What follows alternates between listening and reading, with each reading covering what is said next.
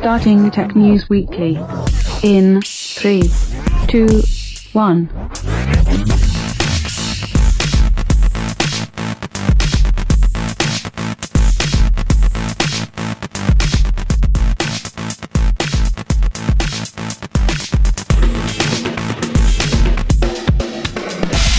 Hey everybody, welcome to Tech News Weekly. I'm your host, Andrew Zarian. Of course, I'm joined by John Bubb. How you doing, John? Hey, how's it going? Listen, I'm feeling that DBZ poster behind you. Oh, yeah? I finally got some posters hanged up. You can't quite see it because of my head, but... It looks great. There's also a Serenity poster behind Yeah, me. now we know you're not institutionalized. Now we Yes, know I you're not in a padded room. Guys, we have so much to talk about today. A lot of tech stuff happening. WWDC is coming up on Monday. E3 is coming up on Monday. Motorola had a bunch of announcements. There was a Lenovo announcement. A lot is, it's amazing. We've been doing this for God knows how many years at this point, and there are moments that John and I will sit. We'll be talking on Skype, and we'll say, "Crap, I hate saying there's nothing to talk about, and it's the worst thing you could kind of do, but man, there's really not much going on." And he's like, "Yeah, we're gonna have to drag this one out. We're gonna have to concentrate on a topic today. There's so much going on." There's a lot going on this week and next week. Yeah, the next 2 weeks it's going to be a busy time for tech. So if you're following tech news, make sure you keep on top of this stuff because you're easily going to get lost. And I guess we'll start off with, you know what? Let me start off with giving a quick 1 week review of the Apple TV, which will kind of tie into you talked about that last week that you just got this. Yeah, so I had just gotten it and I set it up, and it's the fourth generation. It's the current version. The current version, the fourth gen one. And on Saturday and Sunday, I spent a lot of time gaming on the Apple TV, which is not something that a lot of people do. I have to tell you, the gaming experience on an Apple TV is way better than you would imagine. Right? Like if you enjoy playing games on your phone and you enjoy playing games on your iPad, but you're not an advanced gamer, you're not someone that's going to go buy an Xbox, there is so much potential with this device because the gameplay is really cool. On some of these lighter graphic games, I've been playing 2 or 3 games, like a side scroller, and there's like a puzzle game I've been playing.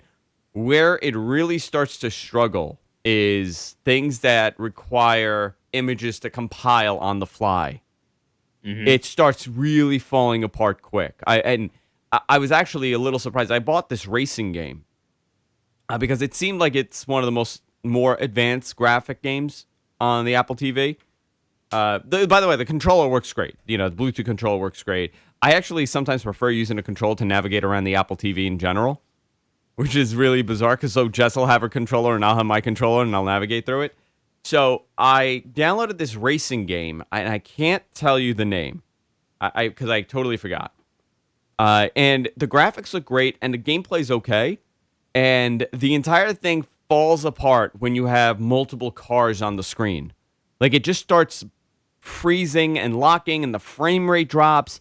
It's like every time you go on a turn, it'll drop frame rate. It's the most bizarre thing ever. So, yeah, there are issues with this thing. If you're not really, I'm sure they're going to get it fixed by the next gen, 5th and 6th gen. This may be a real serious competitor. But if you're a casual gamer, you may really enjoy some of these games that are on there. Now, the library is not too big. I downloaded as many games as I possibly could with a $30 gift card. I didn't want to spend more than that. So I spent about $30 downloading games and checking it out. And you know what? It's not bad at all. It's more... I got better expectation. I had less expectations when it came to gaming on this. So to me, it's a win. But if you're trying to do any kind of heavy duty gaming on it, not so much. I like the interface. Interface is pretty. It's a nice looking device. The remote is absolutely beautiful. I like the fact that it has a volume button on it, so you could actually adjust the volume. You don't need your main remote. The other thing that's really good about it, and I had forgotten to talk about this last week, you could do in-app searches. So if I am in an application, I could actually talk to Siri, which they do a really good job with like passwords and stuff. You could actually talk and tell them password and username, which is great. So everybody can overhear your password? Yeah, so everybody could hear me go 5968 I love John 99 at hotmail.com. No, once you set up the password, it's really easy. But the other thing is, so if you're on the main page, and let's say you want to watch Bob's Burgers, and you say, you hit the Siri button and you say Bob's Burgers, it'll show all the places that Bob's Burgers is available within your app. So Hulu, Netflix, iTunes, and whatever else. And you can pick whichever one you want to watch, and it'll tell you what has what seasons. And you can just click on it, and it'll just take you there. So that is a huge improvement over what Amazon Fire is doing. Just for that feature alone, it's very, very convenient. I really like the fact that I could search by just asking rather than, you could do it on the Amazon Fire, but it'll only bring up Amazon apps. Yeah, Amazon's a little particular about that. Yeah, so I'm sure they're going to change that eventually. I'm almost 100% positive they'll have to change it. But the in-app searches are really, really good within the thing. So that's my quick 1 week review. I'll do another one next week. We'll talk a little bit more about it. But the reason why I brought it up is because it kind of ties into what's going to happen on Monday. And that is WWDC, Apple's yearly developer keynote that they do. John, do you want to go down some of this stuff? We'll do this together because there's a lot to talk about. Yes. By the way, DCTV is working again. Oh, thank you very much. For people that WWDC is June 13th on Monday at 1 p.m. Eastern. Which we will be broadcasting live. Yeah, it'll be me, you, and somebody yet to be named at, an unknown third mic. Yeah. Yes, unknown third mic. Yeah. Because we're great at planning. Yeah. Listen, man, this is how we've been doing stuff for years, and I love it. This is why people enjoy it. It's like, listen, I'm not full of it, I'm saying? I go on the air, and I go, well, yeah, we're going to do it, but I don't know how we're going to do it, so we'll figure it out on the day of, And so WWDC is Apple's developer conference aimed mainly at developers, and a lot of times they focus more on software than they do on hardware. Yeah. And so first up, we have iOS 10. This is something that they normally announce at WWDC. They'll announce, some of their plans for iOS 10. Obviously not everything because it also goes hand in hand with the iPhone, but we generally get details about iOS 10. However, this year, it seems like it's likely we'll only see refinements of existing features. Yeah. Such as enhancements to Siri, including answering calls, transcribing voicemails to text, and whatnot. Siri functionality will also be extended to third-party applications through a new API for developers. So I'm guessing, John. I'm guessing, John, that is exactly what they're doing through the Apple TV. Yes. Right? Siri functionality works within third-party applications on the Apple TV, so that's exactly, they're just bringing it over to, I guess, iOS. Yeah, none of this is really going to be major features. It's just going to be enhancements and refinements to what's already in iOS 9. Yeah, you're also going to we're not seeing a whole lot of things that are new. For example, there's going to be some enhancements to maps, maybe such as trip planning, some new 3D touch gestures, Apple Pay in the browser, and just overall less visual clutter for the UI. Okay. There's also rumors that Apple will announce iMessage for Android. Now, this is strictly a rumor at this point. I'm going to tell you, the odds of it happening are very low right now. If that is true, which I have, we have sources with stuff like this, and we get information. Yeah, I have. This just started happening. This rumor. We've heard about iMessage being opened up to other platforms, and where the benefit of that would be. To be honest, the benefit of having an iPhone is the fact that you have iMessage. The reason why I'm still using a Mac, one of the reasons, right? Like I list this on What the Tech, is because of the iMessage usage, because almost everybody that I know uses iMessage. So it's so easy to send images over, uncompressed images. And, like if I have the Verizon app, for example, right? Like I have the Verizon Messenger app. So why anybody uses that is beyond me. Well, I'll tell you why. I'll tell you why. Because I like to get my text messages on my laptop. How would you send me a text message, John, if we're not using iMessage? How would I be able to get it on my iPhone? Yeah, but you send it on your iPhone. But I don't carry my phone. I'm one of these people that for being such a techie, I rarely have my phone on me. I rarely use my phone, to be honest. So I like to get my text messages on my laptop. That's why I use this application. Oh, I'd love to have iMessage on my computer. Oh, yeah. So if iMessage is going to Android, that would be a total game changer in the sense that I don't know if it's a positive or negative. Is it going to entice people to go into the iOS experience and get an iPhone? Or is it going to be, well, I don't need to go get an iPhone now. Apple's not a services business. Let me play the Apple fanboy here. Steve Jobs would have never have done this. Thank you, John. Thank you. And that was an Apple user from 2009. Thank you. Thank you for that bit. I think we should do that every week. Just randomly, you just scream, Steve Jobs would have never done this, and that's the end of that segment. No, but iMessage for Android is a very interesting rumor, and the fact that the major sites are bringing it up, 9 to 5 Mac, they don't many rumors around Apple right now. It's crazy. Like, I could have probably put 50 rumors in the news today. Yeah, there was a and lot. That's no joke. Yeah, I'm surprised actually, because at this point, this is when the rumors die down. A couple days prior to the event, the rumors died down, and it's more of, oh man, they're not really doing much. But so you know what else is actually very interesting, and you haven't had this, so it's probably not as important to you. But having this feature, it goes a long way. Siri enhance the Siri functionality where it'll transcribe voicemails into text messages. That'd be cool. That's a big deal for me. I get that on my phone. That's a huge deal for me. Visual voicemail. Visual voicemail, exactly. I really, really enjoy that. It's been around for years. I'm surprised they don't do it, yeah. So let's talk about Mac OS. So it obviously, we're not going to see major changes. Apple is kind of repositioning their refresh cycle. The rumors that they're going to extend. And this is actually one of the biggest changes. Yeah. Is Mac OS. Yeah. So Mac OS. The name, that is. Yeah. Mac OS, it seems like OS 10 or OS X, depending on who you ask. Whatever it's you want to say. It's OS 10, but if you say OS X, I'm not going to correct you. They possibly are rebranding it to Mac OS, which is in line with the rest of their operating systems, which is tvOS, watchOS, iOS. Mac OS would make a lot more sense than OS 10 at this point, because what does OS 10 mean? Nothing. Yeah, and going forward, it makes a lot of sense. Mm-hmm. Yeah, you know what's funny? It gets them off that OS 10 branding, and then they can do it more generally. They don't have to worry about going forward. Well, we don't need numbers anymore, thank God, right? Right. There's no OS 11 or OS 12. They stopped at X. They stopped at 10, and then they would just do 10 point blah blah blah blah blah. Now it doesn't matter because they have Mac OS, and then they have the name, so it's going to be Mac OS Yosemite, Mac OS El Capitan, or Mac OS whatever the next one is going to be. Yes. Calabasas. Yeah, to me, that makes so much more sense. And it's also in line with everything else that they're doing for their operating systems for other devices. It's going to be mostly refinements within the operating system, such as updated photo apps. I've heard iMessage updates are coming.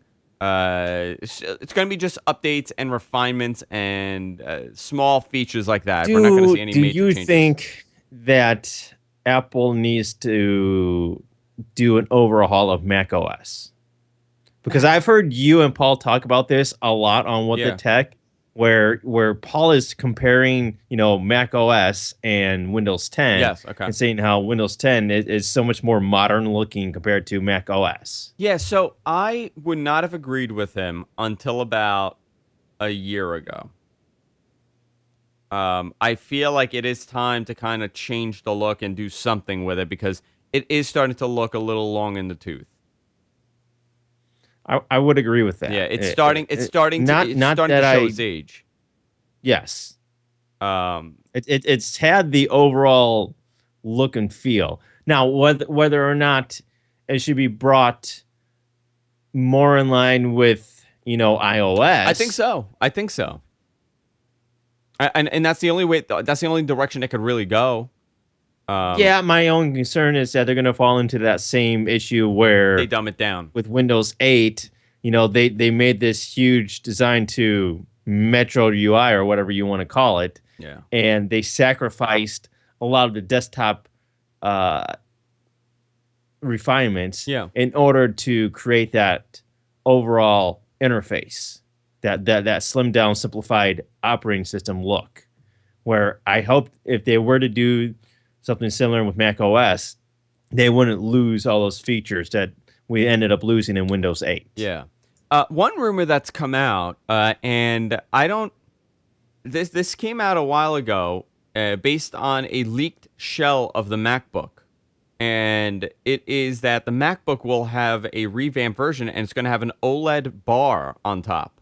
So on I top thought that was just a concept. No, it's a leaked. Yeah. It's based off of a leaked shell, a leaked image from China where they're showing a MacBook Pro with an OLED touch bar cutout with 4 USB-C ports. This is actually a thing. I don't know if you've seen this, John. I'm going to send this over to you. Yeah, right I now. saw it. It looked really, really, really slick. Yeah. So, well, no, the concept, yes. I'm going to show you Yes. the actual image here. 9to5Mac has it on their website if you go down there, and it is being reported that the MacBook is going to get a major revamp. Of course, they're getting it because I just bought my MacBook, so I won't have this. This was what happens every time I buy a new Apple product. I have to buy it due to some travesty with my previous version. Something spills, something breaks, something falls, and I get forced into spending $2,000 at a time that I don't want to spend $2,000. And literally 2 months later, a brand new one comes out that's so much better than what I have, and I hate myself, and I hate my Mac for the rest of the next, the remainder of the 3 years that I'm going to be using this full time. Yes.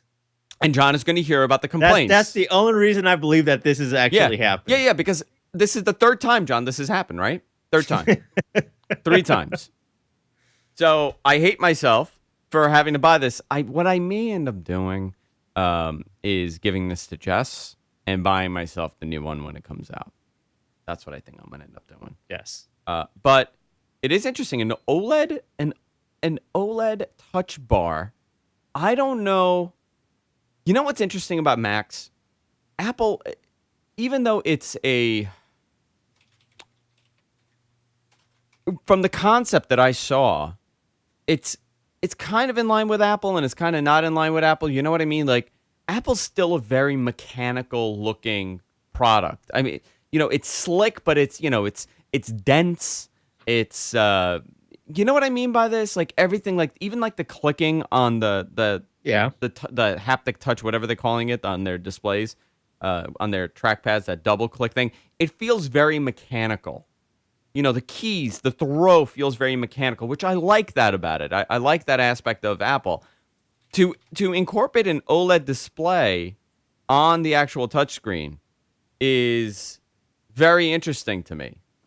I don't know if this is a reality for this generation. I don't know if it's going to be a reality next generation. But I'll tell you, if they add this OLED bar, and the one that I'm seeing right now on 9to5Mac, it is very slick. The fact that, essentially what it is that you have your number key, and they've totally eliminated the top bar where escape is, and the F keys, and the volume, and all that stuff. So the F keys are gone, the volume control is gone, the display is gone, and the power button is gone. So I don't know where they removed the power button. And it's just a strip. It's an OLED strip on there, and it'll give you your playback. So if you're playing something in Spotify, it'll show you Spotify. It'll show you battery life on there, your Wi-Fi signal on there. It's kind of redundant, but I don't know if this is a reality. John, how much of a reality do you think something like this is? That'd be a great move for Apple to actually do this. It's unique. It's interesting. I question whether they would actually do this. Yeah, like you saw the concept art where it's showing like the downloads, how much time you have in the download. Oh yeah, it's super futuristic looking. Very. And that's what makes me believe that Apple would not do this. Yeah. I mean, yes, Apple is one of those companies that is very good with their design, but at the same time, this seems something that would be too futuristic for Apple. So here is so based on the other one, right? We were talking about iMessage on Android to kind of retouch that. Mac Daily News is the one that claims to have obtained a source familiar with the company's thinking would go along with way towards making it easier for users to ship between two competing platforms. They're the ones. So Mac News Daily is the one that's kind of breaking this as, I have a really good source saying that this is going to happen. If that's the case, then why not open it up on Windows as well? Right? Sure. Forget it. I mean, just put it on Windows. It is actually one of the better messaging platforms out there. if you use it on a desktop. Oh, absolutely. And that's the thing. It's like Hangouts, you can do that. You can do it on your computer or you can do it on an Android phone. And I love that about Hangouts. Yeah. This kind of goes in this maybe is they're doing this to compete with Google's cross-platform messaging application called Allo, which has assistants built right into it, expressive features and things like that. We saw this at Google I/O, where they kind of showed it off, and it's going to be cross-platform amongst different, operating systems. This may be just their way of kind of screwing Google and saying, "Oh, okay, we'll let you put this stuff on Apple. Not that our users are going to use it, but we'll let you put it. But we want iMessage on Android phones." Yeah, I mean, there's a whole lot of stuff that you see what competition does. It's great. Oh yeah, when it actually works. Yeah. There's also rumors to kind of continue on the hardware, and then we'll go to more of the WWDC stuff. There are rumors, and most likely it's going to happen, that they're going to announce a new MacBook Air this month, but it's just going to be a minor refresh. Nothing crazy. We're not going to see, a redone version of the MacBook Air. The MacBook Air is kind of this weird in-between positioning on the Apple line of Mac products that nobody really cares about at this point. Pretty much. Yeah, it's kind of forgotten about. Let's talk about watchOS and tvOS rumors. Have it that we could see an update to watchOS. No specific rumors as to what update we're going to see. But since Apple recently launched a new version of Apple TV, it is unlikely we'll also see a new. It is unlikely we'll also see a new tvOS. So we're not going to get. So what you're saying is that watchOS, since it's been a while since we've seen updates for watchOS, we could see something. I mean, there's no specific rumors, but it is possible that they'll have a larger refresh for watchOS. As someone that's on tvOS now, I would like to hear more about how they're enticing developers to port over some of their games and how that process is going for them. So I'm hoping that they kind of touch on that and they talk about the future of the platform. I don't think Apple would, because that's not one of their big things. Yeah. App Store changes are coming as well, with revenue split between developers and Apple. Yeah, this is something that a lot of developers have been complaining about and just generally do not like about Apple is a 70-30 split. Yeah. And so you find some people that are just very upset. If you don't have a well-performing app, well, then you're not making a whole lot of money because Apple is taking so much of it. A whole bunch of it, yeah. So there's a lot of changes that are possibly coming to the App Store. The biggest change is that the revenue split between developers and Apple, 70-30, is going to stay in place. But apps that keep a user subscribed for more than a year will see that split shift in their favor to 85-15, which would be a huge deal for developers. Interesting. So they're also going to make some changes to the way that apps are searchable to make it better for, if apps want to be kind of paid to be placed higher. It sounds like they might be doing that. And they might also be displaying ads now in the App Store. By the way, I have ads on my Apple TV. Isn't that weird? Like when I'm playing a game, I'll have like a 25-second break for like an ad. It's bizarre on the TV. Like that's not something that registers right in my head. Also, here's another big one. Reports are claiming that Apple will unveil a major iTunes and Apple Music overhaul to simplify the core functionality to better present different music offerings Apple has, removing points of confusion about how Apple Music works alongside the iTunes Store. They've been really working hard at kind of cleaning up iTunes. I think it got a little cluttered. iTunes on Windows is still terrible, guys. It's still terrible, but on the Mac, they've refined the operating system a little bit, the application a little bit, and they've cleaned it up. And the UI is still kind of confusing, but it's overall a little bit better. There is going to be major changes to this. I'm curious. Now, you tell me if you think this is something they're going to do. I have a feeling they're going to remove podcasts from the iTunes listing. I think podcasts are going to be their own app. I could care less if it is. Well, you should care. You know why?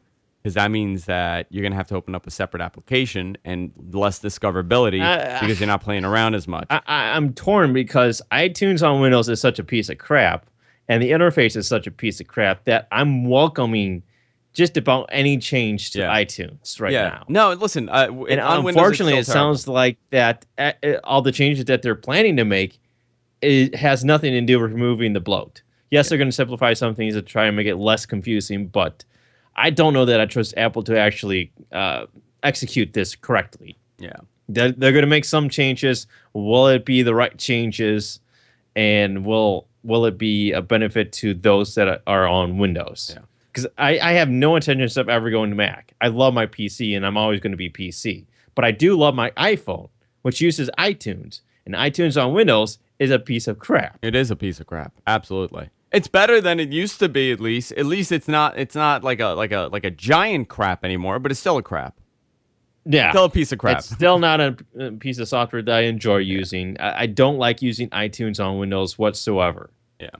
So we're going to find out if any of this is true on Monday, 1 p.m. East. We're going to be broadcasting it live here on the GFK Network. John, myself, and somebody else, we don't know yet, will be joining us, and we're going to be doing our WWDC coverage that we do every single year. To kind of move on to another announcement that we heard yesterday, Motorola had an event, and they unveiled the Moto Z and the Z Force, Motorola's new modular flagships.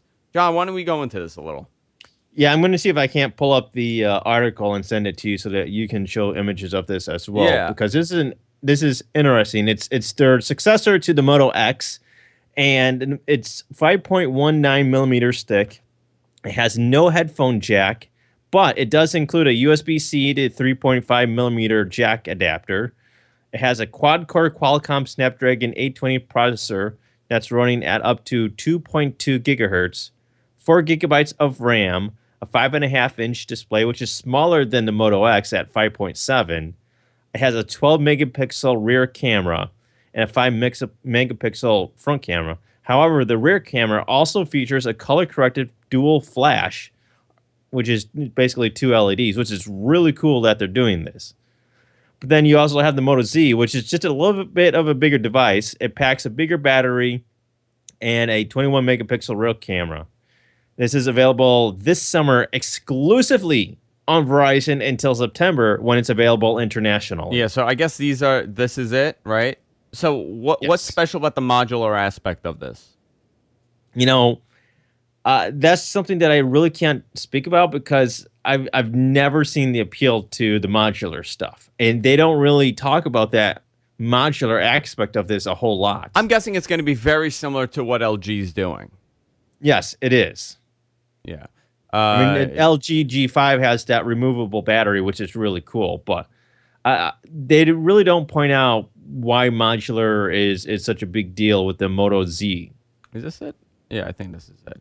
So, yeah, so it's showing that, there's a pack on behind it, and it has an advanced camera. Yeah, I think I'm more happy about some of the other choices that they made, such as the dual LED flash for color correcting flash. Yeah. Which is something that I hate with my old iPhone is that whenever you take a picture with the flash, it just never looks right. Yeah.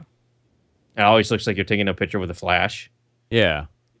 Which should not be the case. Some people are really excited about this device, and I'm looking at it and I'm just like, yeah. I mean, listen, it's another Android. It's a flagship Android device, and it's good because it's going to compete with, Samsung, in my opinion, is still the best Android device on the market from the big carriers. Yeah, see, my opinion, and I'm gonna rank these manufacturers. I would do Samsung, HTC, LG, and then Moto. Oh, so no, not me. Samsung, Moto. Really? Yeah. The LGs are not good. I've had many of the LGs. I have not been a big fan of the LGs. So the HTCs do nothing for me. I think the Motorolas are a better phone because there's less bloat with the Motoros, the Motos. My first impression of this device, and I'm sorry to say this, but it's ugly. I don't know. I'm looking at it. That gold one with all the lines. Yeah, it's like not that great TV looking. scan lines. Yeah. It just does nothing for me. So there was another interesting announcement. Lenovo showed off something, John. Why don't you touch on this? It's a concept this is right now. Very interesting, and it's not huge news for this right now, but Lenovo was also holding an event, and they were talking and showing off their bendable displays, and they were actually showing a bendable phone that you put on your wrist. Look at that. It's basically a tablet, a mini tablet that you put on your wrist, or a phone that you put on your wrist, and it was very interesting. Right now, it's just a concept. They actually do have this device built, although it doesn't actually function. It has a display, but it more or less is not functional. Yeah, so I guess that's the display. But it looks really cool. So there you go. I don't if you guys could see that GIF that I'm playing right now from Engadget. That's exactly what it is. So you can see it's on her wrist, and it's yeah, and she's also showing off a tablet that's bendable. the Folio, and you could talk on it. It's a tablet. It's a phone. It's an internet communicator. You know what's interesting about that thing? Does it remind you of something, John? That Folio? What should it remind me of? Remember the Microsoft Courier? Nope. The Courier was a concept for a tablet. Look it up, John. It's interesting. This is before the whole Windows 8 thing. It was a concept for a foldable tablet with a very unique UI that Microsoft was working on. Courier. And the entire concept was that it was going after, business professionals, artists, creative types. Oh, yeah, this thing that they never made that nobody cared about. Yeah, so it was first reported in 2008. It was a booklet PC that Microsoft was working on, and it was canceled in 2010. It was basically two tablets with a hinge. Two tablets with a hinge, yeah. So it was a book. It was essentially a book. Yeah. It kind of reminds me of that. A little bit. But a little bit. This is one display. Yeah, this is one display that bends. Which is really cool. Yeah. My only thing is, I just don't know that I would want to wear something like that around my wrist. I'm not something that I like things on my wrist. You know what? I think the future of a bendable device like that, and we've spoken about this. When we talk about the Apple Watch, that is the Apple Watch. The concept that we're seeing right now. Something. Yes. I mean, obviously, this isn't very Apple. Yeah, I mean, do you want a 4.5-inch phone on your wrist where everybody can see every time that you get a new iMessage? Yeah, so I don't know. I read your iMessage. Yeah, I want everyone to read mine. So here we go. So something like this is closer to the original concept art that we had for the Apple Watch. Yes. It was like a bendable. It was a beautiful, elegant, bendable piece of jewelry that was semi-transparent. And you had it was absolutely stunning. So when we got the Apple Watch, it left so many people disappointed because guess what? Apple does not, and this was one of the first times that I had a real hard time, or not so much a hard time, but I broke this concept to people and they kind of understood it. For a while, for the longest time, Apple was an innovator. I mean, even though they're not the ones doing it first, but they're doing it way better than anybody else. And they were the first ones. They weren't the first ones to come up with a smartphone, but they were the first ones to come up with a elegant and modern style smartphone. So when the iPad is a beautiful device and it's probably the prettiest tablet up until then. The tablet was a disaster prior to the iPad coming out. So when this watch concept came out, yeah, we had smart watches and we knew what it would be, but people honestly thought that Apple was going to have this beautiful piece of jewelry that bent around and they had access to bendable displays and everybody believed that Apple could actually pull it off. That's the difference. Listen, Apple does not have access. access. Nobody believed that any other company could pull it off other than Apple. Yeah, but Apple doesn't have access to things that Samsung and LG wouldn't have access to. You know what I mean? Like, Apple is not hanging on to some special factory that is manufacturing this bendable display, but only for them that nobody else could replicate or do. It doesn't work like that. So if the technology's out there, everybody's going to follow at one point. Apple, that the technology is not there. Bendable displays are just not at the level that we think they are. Think about this. This is the company that brought us, the iPod, the iPhone, and the iPad, which were all very innovative devices for their time. Yeah. So the theory was that why wouldn't they be able to do this with a iWatch? Yeah, well, unfortunately, they weren't able to do it. And it's exactly like what everybody else is doing. I think this is innovative. This is a peek into the future, what Lenovo's showing off here. into the next decade. Yeah, there's no idea of when or if this will ever be a real device. It's simply a concept that they're showing off. It's them showing that they have the technology to create these displays. Yeah. Let's see what happens. I'm curious.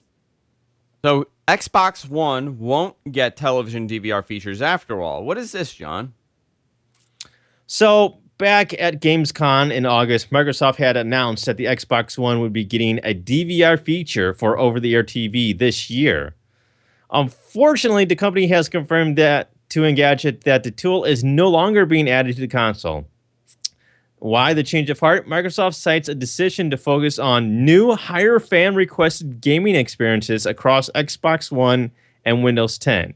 While the company says that development is on hold, there's no indication that it will ever pick up the project at a later date. So if I were to say something, a lot of people, if I were to say something here, I would say wait a week.